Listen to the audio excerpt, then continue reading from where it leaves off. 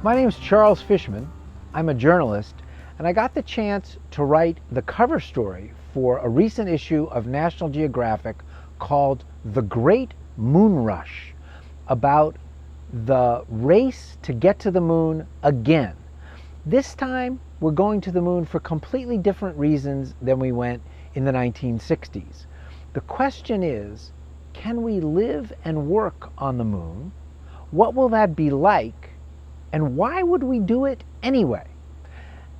And my assignment from National Geographic did not, unfortunately, include getting to go to the moon. That would have been fun.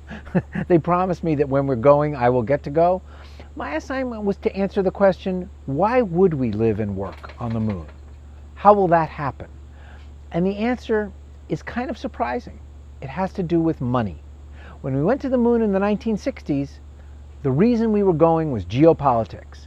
We were in a race. We were in a worldwide rivalry with the Soviet Union, and going to the moon was part of the Cold War. The country that could get to the moon safely and plant its flag, which the United States did, of course, would prove its preeminence, both technologically and in terms of the system that was able to produce a space program that could go to the moon.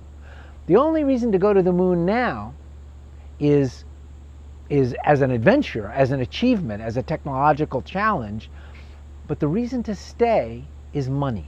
Can the moon make it worthwhile for us to go to the moon and live and work there? Is there something on the moon that we could get, that we could use, that would create a lunar economy?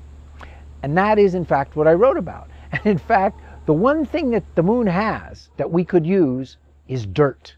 Lunar dirt is called regolith, and it turns out to be packed with silicon and oxygen, among other things, two things that are invaluable if you're on the moon. You can use silicon to make solar panels right on the moon. In fact, Jeff Bezos' company Blue Origin, using simulated lunar regolith, has figured out how to robotically turn dirt directly into solar panels and make electric power using sunlight on the moon. That's kind of amazing. As a byproduct of that, you get oxygen, and oxygen is half the rocket fuel you need to go from the moon onward to Mars or into orbit, where you might be running factories making things you can't make on Earth because of the microgravity, zero gravity environment.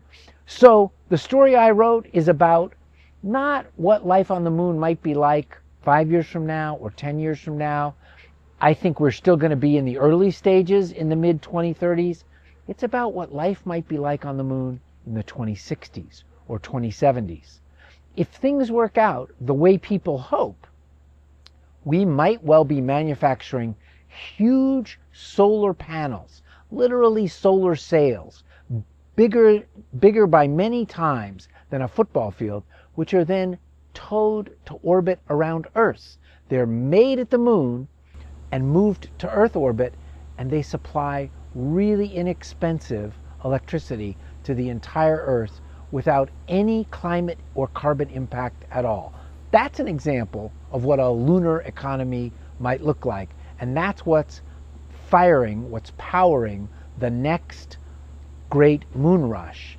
So I think it's actually the most exciting time in the world of space technology and space exploration since the 1960s.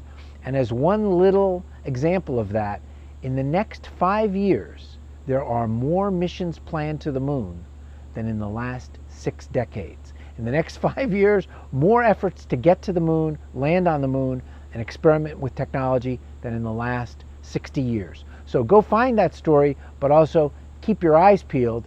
And if you're looking to get involved in a really interesting technology frontier, there is a whole economy trying to get us to the moon right here on Earth.